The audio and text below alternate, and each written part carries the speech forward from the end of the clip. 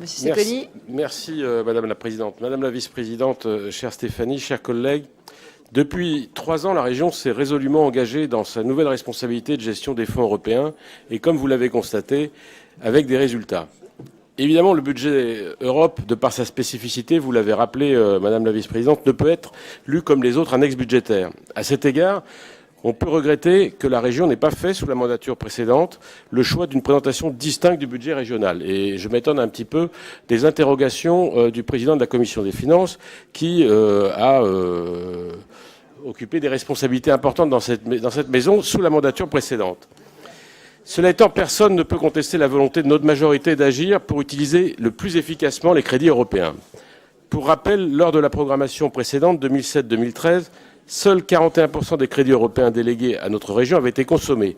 Plus de la moitié avait été rendue à l'État, faute de moyens suffisants au sein de notre collectivité pour utiliser la totalité des crédits qui nous étaient destinés.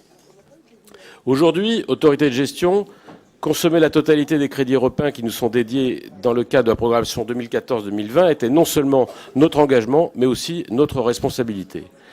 Pour cela, dès 2016, nous nous sommes donné les moyens afin de tenir cet engagement. Les résultats que vous venez de nous communiquer, Madame la Vice-Présidente, parlent d'eux-mêmes. Depuis 2 ans, le retard pris en 2014 et 2015 a été rattrapé, puisque les prévisions de programmation que vous venez de rappeler sont très encourageantes et satisfaisantes pour les FSE et particulièrement pour le FEDER, signe que c'est bien sur l'investissement que les demandes et les besoins sont les plus importants.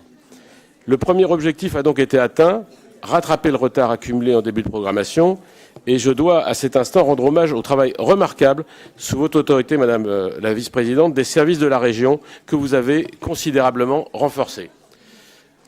En effet, ce sont près de 300 millions d'euros de crédits européens déjà programmés, soit un taux de 70% contre 47% au niveau national. L'Île-de-France est ainsi redevenue la bonne élève qu'elle n'aura jamais dû cesser d'être.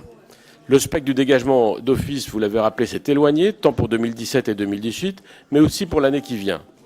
Sans revenir sur la polémique inutile que l'opposition a vainement tenté d'exploiter, un mot sur les engagements pris dans le cadre de ce budget sur la mise en œuvre des recommandations de la Commission interministérielle de coordination des contrôles et de la Commission européenne suite aux audits de contrôle sur certains organismes intermédiaires. Engagement pris de rectifier la situation, notamment en revoyant les process des organismes intermédiaires. Engagement indispensable, mais dont je mesure les conséquences en charge de travail pour les différentes équipes.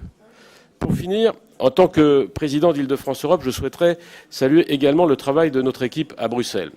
Ce sont des hommes et des femmes qui travaillent dans l'ombre et qui agissent pour porter la voix de la région dans les institutions bruxelloises, pour faire du lobbying, pour être le bras armé de la région au sein des institutions européennes. L'année 2018 a vu revenir au sein de notre représentation les départements de l'Essonne et des Yvelines. Mon vœu le plus cher est que nous finissions 2019 avec l'ensemble des départements franciliens, car je suis profondément convaincu de la nécessité de présenter un visage uni et rassemblé, particulièrement au moment où se discute à Bruxelles le prochain cadre budgétaire. Notre groupe votera bien évidemment favorablement pour ce budget, reflet d'une ambition forte pour l'Île-de-France et pour l'Europe. Merci, Monsieur Secconi.